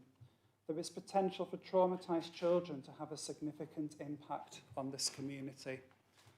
So I'm aware of another children's home in the area where there has been significant impact on the community due to noise and disturbance. So I believe that that is an issue with local amenity, and I think that needs to be taken into consideration. The applicant has said there's genuine growing need for these children's homes. As Councillor Snow has quite clearly stated, a recent report from Lancashire County Council has said quite the opposite of that. Lancashire has more children's homes than any other area in the country, and they're shipping children from Portsmouth, from London, away from their local areas and everything they know into Chorley, and that really concerns me. I appreciate that's not a material planning concern, but I do think it is a significant problem. I am more concerned about the amenity of the local residents than Pear Tree, and for that reason, I think this is not the right place, as has been proven elsewhere within the ward. So I would like to propose refusal on the grounds, and I'll give them to you now, just referencing the MPPF. So I think the proposed development will result in an increased demand for street parking on Pear Avenue, particularly at shift changes, and associated comings and goings of cars by staff and visitors to the care home. And I think this would result in additional noise, disturbance and increased levels of general activity. And that would particularly be at times when residents in the vicinity have a reasonable expectation to enjoy quiet enjoyment of their homes. So I feel that this application is contrary to the National Planning Policy Framework, which requires a good standard of amenity for all existing and future occupants of the land and buildings. I also feel it is in contradiction to BNE 1 of the Chorley local plan. So for those reasons, I would like to propose refusal. Thank you, Chair. Thank you. I've got Councillor Wilkie and Councillor Whittaker. Thank you, Chair. As members of this committee, we are here to represent residents, are we not? And 13 letters of objection in a small area like Pear Avenue is quite, I would consider, significant. In addition, as Councillor Hilton said, 2 children, 2 staff, 1 manager, plus all additional health professionals. The impact on the neighbouring amenity has been demonstrated, as we've seen in the addendum. Police have been called to another children's home in similar locality on 42 occasions. So we're just setting up an issue here for future residents. And is this actually Ofsted registered, this property? Are we going to be regulating and looking at what goes on in this home? And quite correctly stated by Councillor Snow, we're bringing in children from outside the area. These children have no local links or identities. Where are they going to go? What are they going to do? You know, let's be honest, what are these children going to... Are we going to rehabilitate troubled children in a home far away from the family and the friends? That, I don't think, is ideal. I do think it has an impact on the neighbouring amenity in lots of reasons, and especially the reasons that Councillor Hilton said. And, you know, we've been talking about in previous applications, we have this tilted balance. We haven't got a 5-year supply. But what are we doing filling family homes with, you know, children from troubled places and problem areas? You know, we're making them a no-go zone for those residents who quite clearly stated that a lot of them are retired. So what are these retired people going to do? What's their amenity going to be affected? So as a ward councillor, I would support Councillor Hilton's rejection and propose for those reasons. Thank you. Thank you. Councillor Whittaker. I was simply going to second Councillor Hilton's proposal, Chair, but I will make the point that Katie's made about people being imported from all over the place without, and some of the, I did have a brief conversation with residents earlier, but some of the things seem to be quite appropriate. There are no facilities for young people. There are a community of retired people and families, and this sort of development could certainly have an adverse impact on that sort of community. I'm a bit surprised that Coppull Parish Council have not made any comments, that it says on paragraph 8, but that's for them. But I support the recommendation for review. Have I got anybody else? Oh, yeah, Councillor Southern.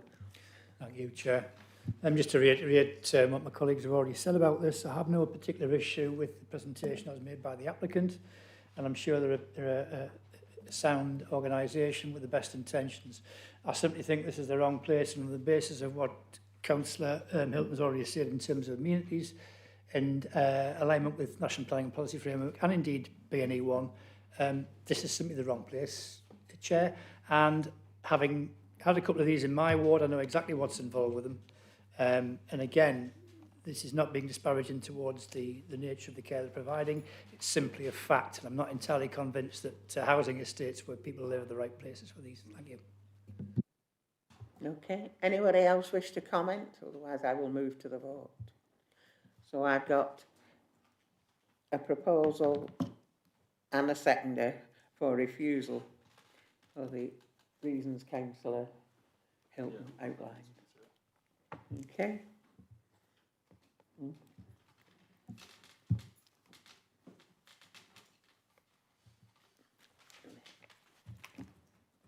Thank you, Chair. Members have voted unanimously to refuse planning permission for the reason that it's contrary to the NPPF and policy BNE 1 of the Chorley local plan. Okay. If anybody's come for that application and they wish to go now, they can. Yeah, that's that bloke with the secret one. He went to do his protest, and I think we pulled the rug from his feet quite nicely there.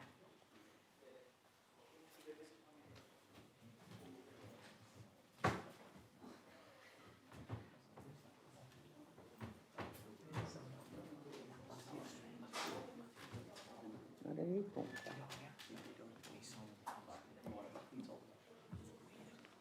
Have we got Councillor Singh? Is he there? Right. Along with Councillor Williams and Thank you. Excuse me. Can I? We've not finished. Couple left yet. Right. Is that everyone? Tell them to hurry up. I want to go home.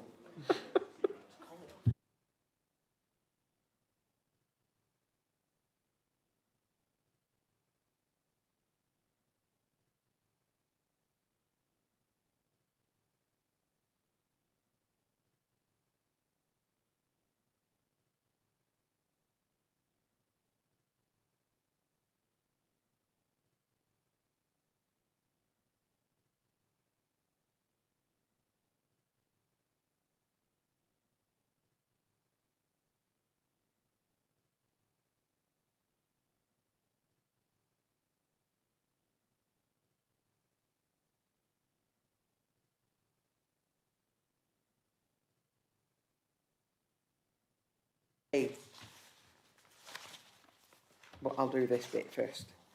For those of you who have just come in, speaking arrangements are as follows. Officers will summarise the report and registered speakers will be invited to speak in the following order. Objector, supporter, parish town councillor, ward councillor, applicant or agent. All registered speakers will be allowed to speak for up to 3 minutes and a ward councillor may speak for up to 5 minutes. In the event that all speakers are against the application, as chair, I will grant the applicant or representative a time extension. I would respectfully ask members of the public who have not registered to speak to remain quiet throughout the proceedings, and can you all turn your phones to silent, please? Thank you. Right, oh, I've turned over too far now. So this is Carr Lane, Chorley, pages 89 to 104, with an update on your addendum. Kevin's going to present this item. The officer recommendation is that planning permission granted subject to conditions. I have 2 registered speakers, the ward councillor, Councillor Carr, who's joining via Teams, and the agent, Michelle Donaghy. Can you hear us, Samir? Yes, Chair. Okay. Ian, over to you first. No, it's not. It's Kevin. Thanks, Chair. Typo. This application seeks full permission to change the use of 69 Carr Lane, Chorley, a detached bungalow from a dwelling to a young person's home. The proposal is for a maximum of 1 young person to live at the property, cared for by trade carers, with no more than 2 carers resident overnight on a rota basis. The property is in a residential area with a mix of property types. It's a detached bungalow with a driveway to the front for 2 cars currently, a detached garage and gardens to the front and rear. No external alterations are proposed except for increasing parking at the front to accommodate 4 cars, replacing part of the garden and wall. The home would operate with 1 young person and 2 carers overnight, with a manager and other carers present during the day as needed. Staff handovers will occur at around 8 AM and 10 PM. Objections have been received from residents, along with an objection from Councillor Murray. These objections are summarised at paragraph 6 and 7 of the report and also in the addendum. The site is within Chorley settlement area, where sustainable development is supported by local and national policy. The proposal remains residential in character, with a young person and carers forming a family-type unit. No external changes are proposed apart from the parking, so the character and appearance of the area are not adversely affected.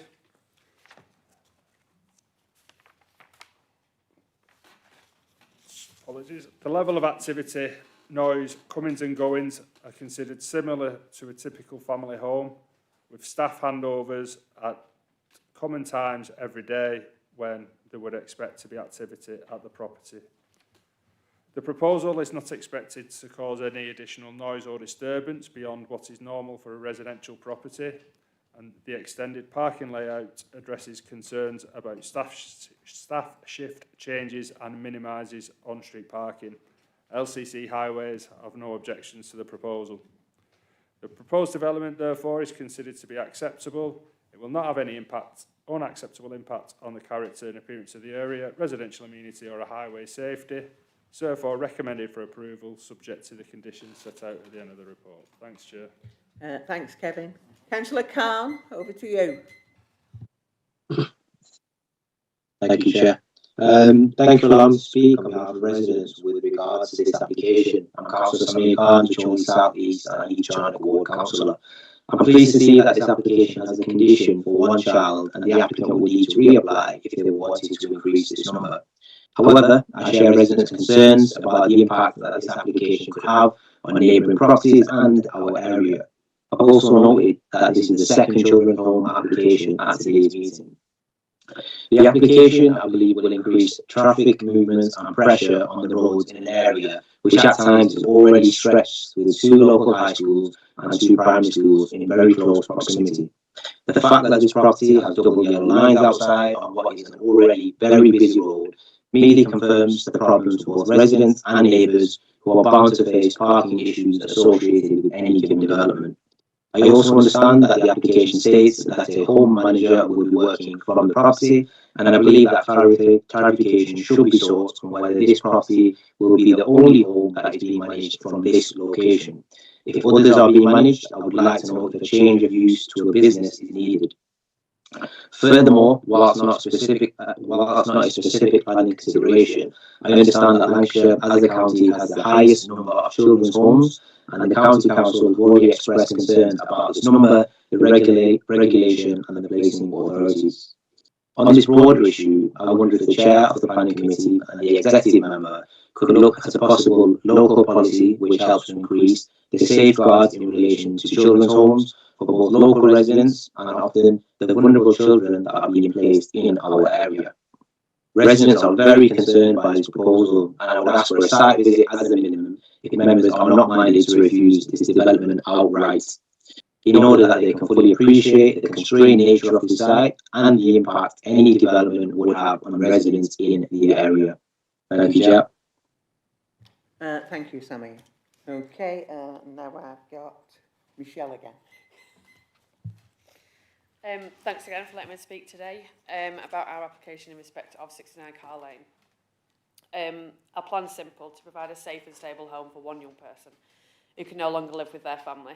This will be a small family feel home where one young person can feel settled, valued and have the stability they need to move forward. We completely understand the concerns raised by local residents, and I'd like to take a moment to respond to those. Some have mentioned worries about noise disruption or behaviour. I want to reassure everyone that our aim is to provide a calm and structured home. There will only ever be one young person living there, supported by a small, consistent staff team. Shift changes are quiet and carefully managed. There won't be people coming and going throughout the night. There were also questions about the type of care provided and how the home will be managed. The home will be run by an experienced Ofsted-registered organisation that already operates a number of successful homes across the county.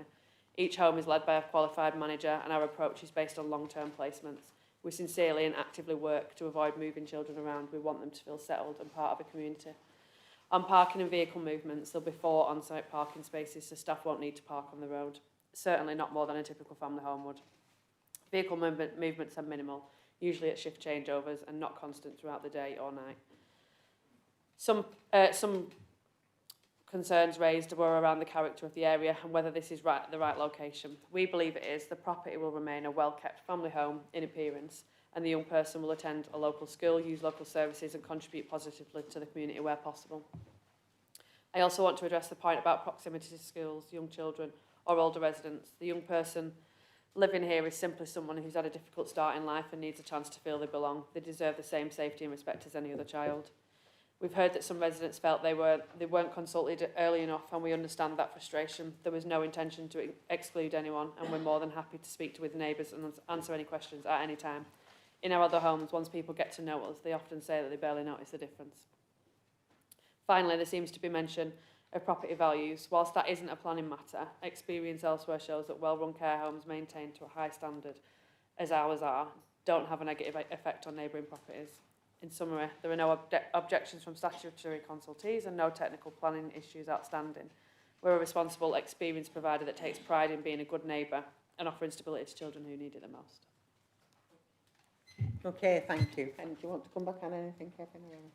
Okay, it's over to you, members. Councillor Wilkie. Thank you, Hogging again. So this is a family home again, so we're losing a family home in that area. One child up to 17, that's a young adult in my book, you know, a 17-year-old child, cared by trainers 24 hours a day, 7 days a week. There's going to be more carers, trainers in that house than there are children. That's not a children's home to me. That's maybe placing a child that's troubled and problem in an area, again, with no amenity, in a family home, and I disagree. This is totally the wrong place for all the reasons that Councillor Carr has pointed out. I know this particular area personally, and it is a very busy road, and you know, I just totally disagree. It is not the appropriate place for this kind of accommodated child's place of safety, whatever you want to call it. Thank you. Okay. Councillor Snow. I'd love if somebody else. Yeah, I fail to see the attraction of this building for this particular purpose. I mean, it looks quite constrained. Parking will be a problem here. We talked about shift changes. I don't think it. Yes, it's handy for schools. I will agree with that. But to me, this is again an inappropriate place for this particular development. And I don't think the layout of the house is particularly good for that purpose. But you know, the applicant probably knows a lot better than I do. But it just doesn't look right to me. I don't like it there. And my planning reasons would be probably the amount of parking that's going to be required at different times there. Carr Lane is a busy road, and coming in and out of there is difficult. So I'm happy to propose or second refusal for this planning application. Councillor Hilton. Thank you, Chair. I don't see much difference in this one from the last one. I'm not in favour of it at all. I've been down to the area to have a look at it. The first one I knew because it's in my ward. This one I didn't. I believe there's double yellow lines outside, if I'm not mistaken. Parking will be a significant issue and it will be dispersed along the street. So I think it will cause disturbance in a wider area there.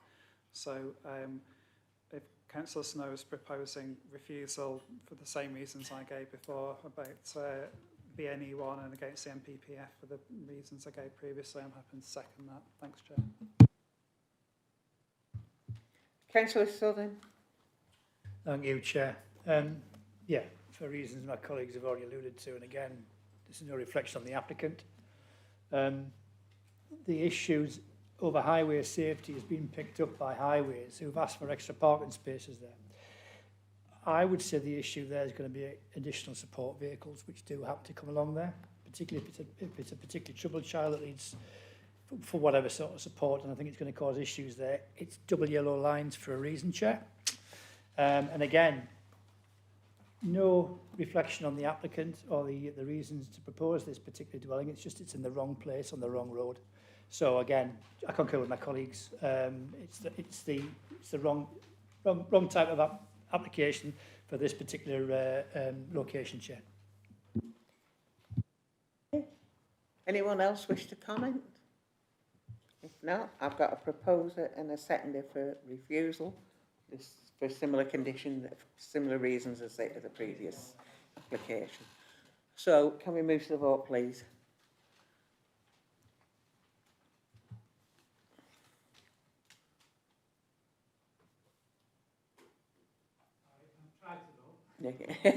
Oh, it does that too. It does that to you sometimes. Thank you, Chair. Members have voted unanimously to refuse planning permission for the reason that it's contrary to the MPPF and policy BNE1 of the Chorley local plan. If anybody's come just for that application and wish to go now, please feel free. We'll not make you stay.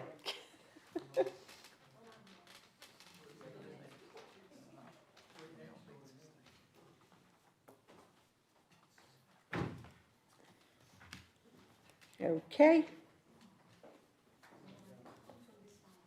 Moving on.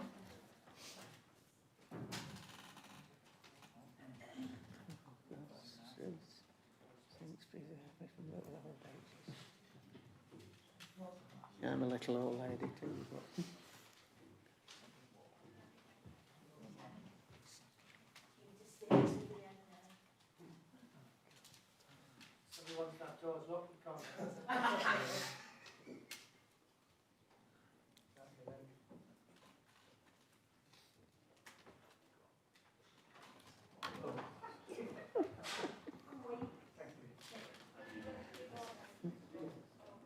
That's the way out. I've lost my way. Item 3F, Manor House Farm, German Lane, Charnock, Richard. Pages 105 to 124 with an update on your addendum. Ian's going to present this item. Officer recommendation is that planning permission is granted subject to conditions. And I have two registered speakers, an objector, John Gerard, and the applicant, Steve Whiston. Ian, over to you. Thank you, Chair. This application seeks planning permission for the erection of a boundary wall with railings and access gates. The boundary wall has been constructed to an advanced stage. However, it is proposed that the vehicular access be repositioned opposite Lucas Avenue, with sections of the wall either side of the access lowered to 1 metre in height, with railings on top, and the wall rendered in cream. The application site comprises a detached dwelling at Manor House Farm on German Lane, which is in a rural part of the borough in the green belt at Charnock, Richard. The application site is previously developed land, and the framework and local plan allow for the redevelopment of such sites on the proviso that the development does not cause substantial harm to the openness of the green belt. The site comprises buildings and domestic paraphernalia, whilst there is a degree of activity associated with the existing domestic use. Although the proposed development will result in a greater impact on openness, both visually and spatially, in comparison with the previous hedge, the extent of the harm would not be substantial, and therefore the development would not constitute inappropriate development in the green belt. The proposed wall occupies a prominent position in the street scene, being adjacent to the highway. It's proposed that the wall be rendered to reflect some aspects of the dwelling at the site, and although it would appear somewhat stark in the context of the locality, it is considered that the impact on the character of the area would not be unacceptably detrimental. The proposed development would have no unacceptable impacts on the immediacy of nearby residential occupiers, and Lancashire County Council Highways have confirmed that they have no objection, subject to the repositioning of the vehicular access to the proposed position. Overall, the application is considered to be acceptable in accordance with the policies of the development plan, and it is recommended that planning permission be approved, subject to the conditions set out in the report. Thanks, Chair. Thanks, Ian. Have I got John, please?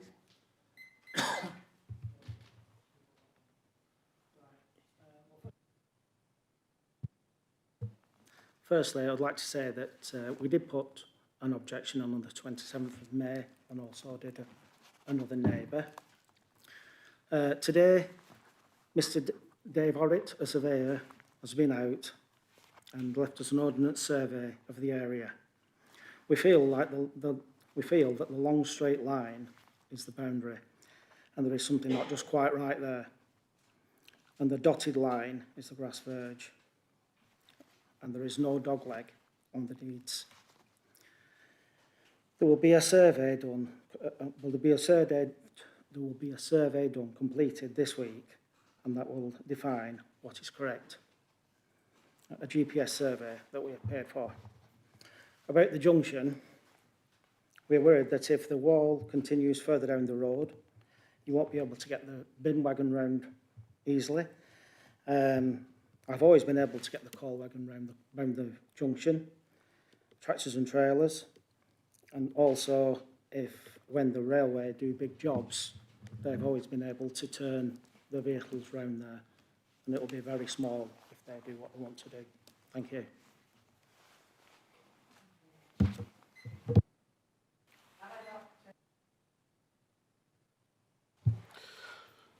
Thank you for allowing me to speak. First of all, I applied for planning permission for the boundary wall on the 28th of October 2024.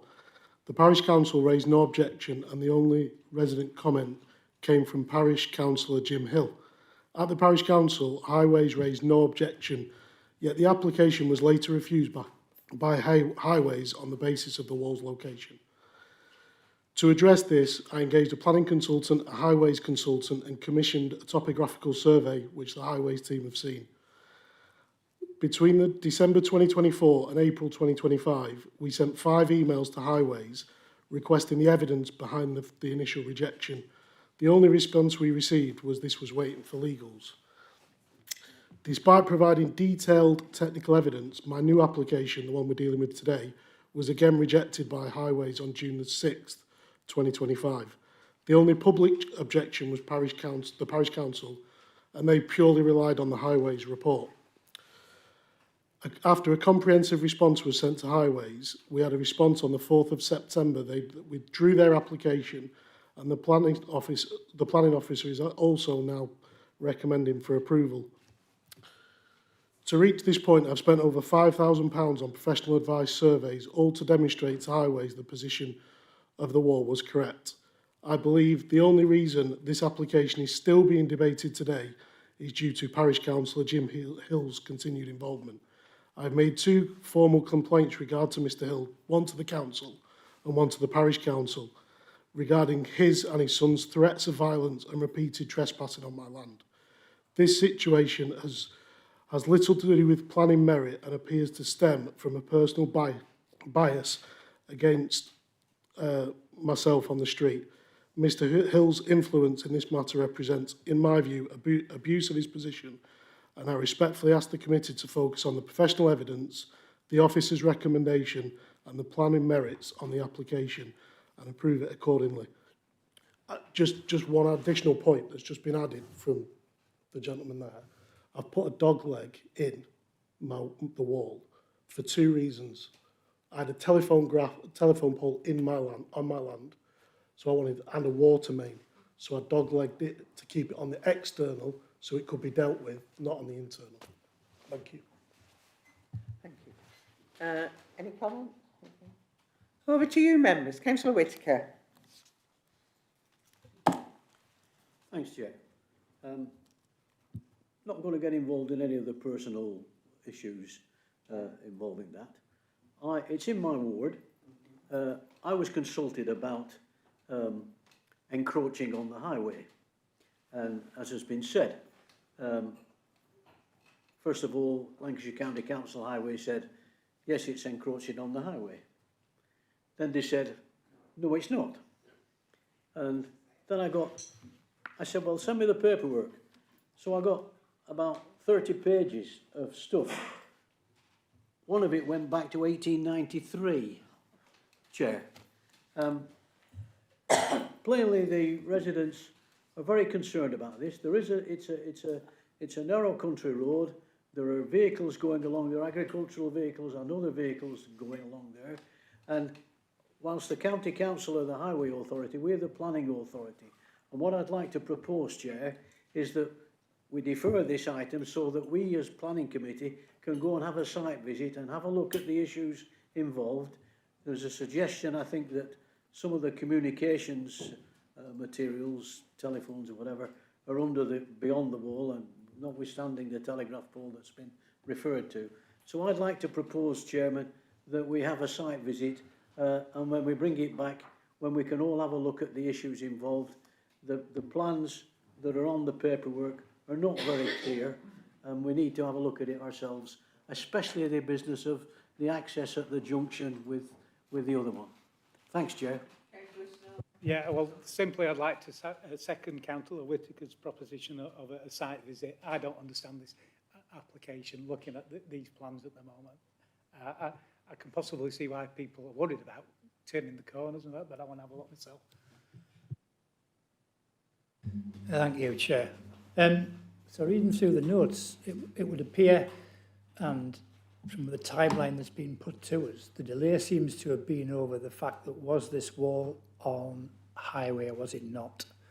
And from what highways have stated in their comments as consultees, that matter's been resolved.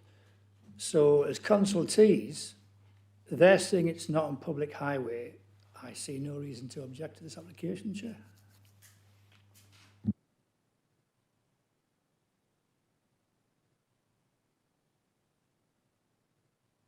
Can I just clarify, is this a retrospective planning application then, which is something that irks this committee, obviously, because we're coming back and revisiting it? Can I just clarify that point? Yeah, through you, Chair, yes, the application is retrospective. However, the development isn't complete, so further works would need to be carried out subject to the grant of planning permission. Thanks, Chair. Okay. Go on. Just a quick one, Chair. I'm sorry if I didn't make it clear. Could I propose we accept officer's recommendation, please? Thank you. Well, at the moment, I've got a proposer and a seconder for a site visit and a proposal for the officer's recommendation with no seconder. So, all those in favour of a site visit, can we move to the vote, please? All those in favour of a site visit, please show.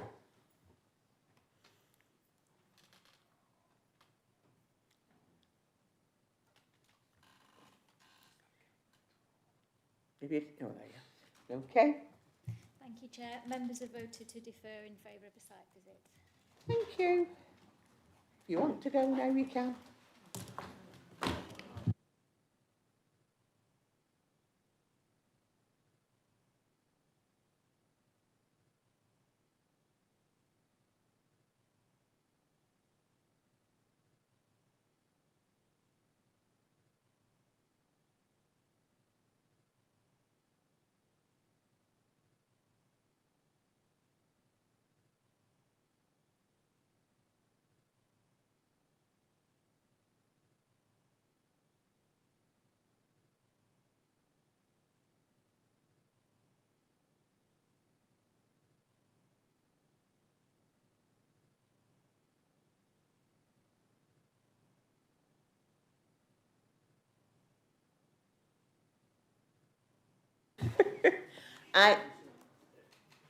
Why does that have somebody going in the ladies? Item 4, the appeals report, pages 125 and 126. Kevin? Thanks, Chair. This is just to bring a couple of appeals to members' attention. So firstly, an appeal that we have received against the refusal of planning permission for a HMO at 60 Pall Mall, Chorley. So that appeal was received in October. And an appeal decision that we've received for an electronic advertisement sign at 2 Preston Road, Chorley. This application was refused under delegated powers and the appeal was dismissed. Thanks, Chair. With that, I have no urgent business.